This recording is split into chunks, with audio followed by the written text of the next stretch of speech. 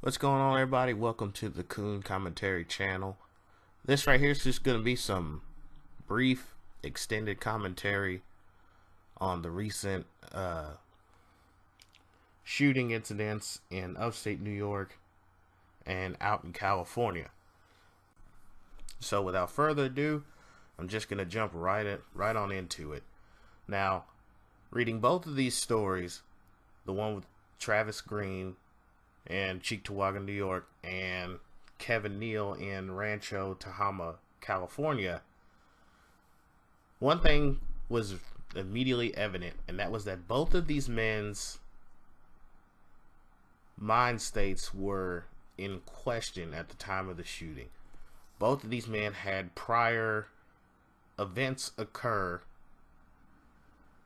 that might have triggered them to do what they did. One thing we should all learn from these most recent incidents is that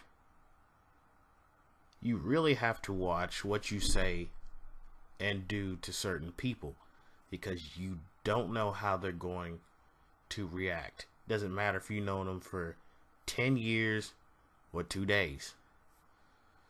You know, you may sign your own death warrant by saying the wrong thing to the wrong person, because it's impossible to know where their mind is at when the shit happens. So people have to really, you gotta watch your mouth or watch what you do around certain people.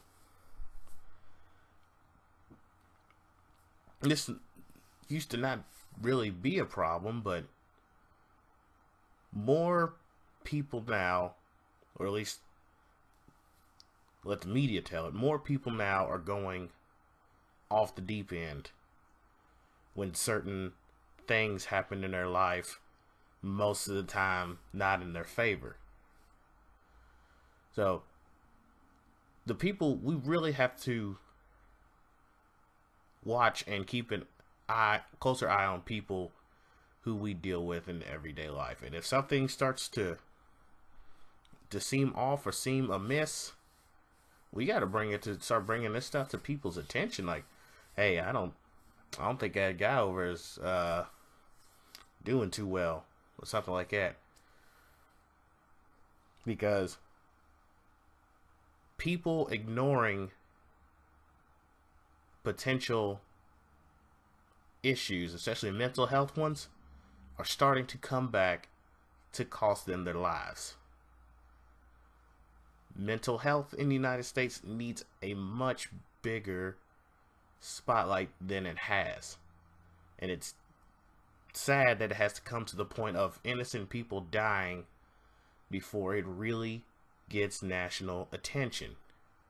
Stuff like this could be prevented if people just paid attention to their surroundings and surrounding people more.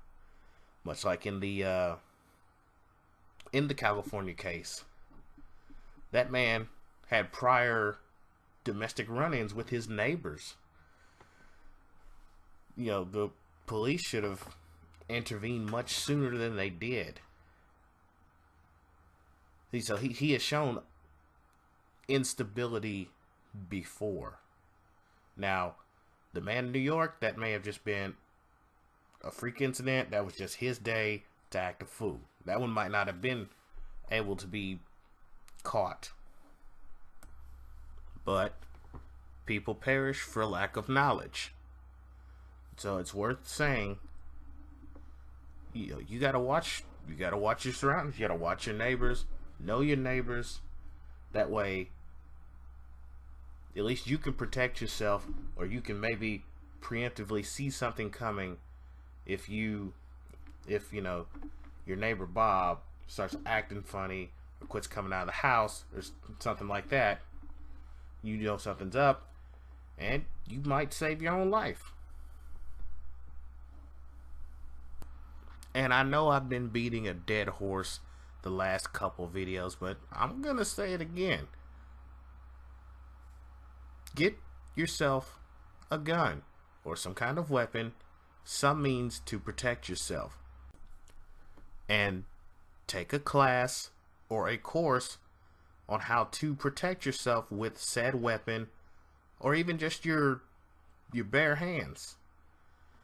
Because if nothing else has been made evident, it is that 2017 and here on out, really, this is not the day and age to be caught slipping.